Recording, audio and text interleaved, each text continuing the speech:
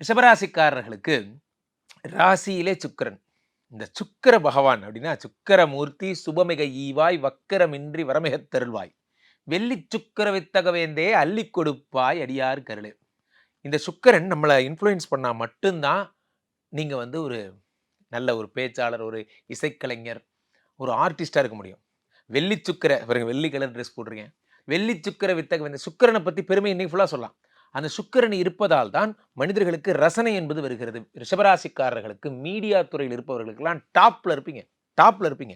அ ஒரு படம் இந்த இந்த மாட நாட்டெல்லாம் வரைஞ்சு, அந்த மாட நாட்டு நம்மோட பேசுதும்பாங்க. இந்த தோழா படத்துல வர மாரி தான். அந்த ஆர்ட் என்கிட்ட ஏதோ பேசுது. இந்த ஃபீல்லாம் வந்து உங்களுக்கு தான் வரும்.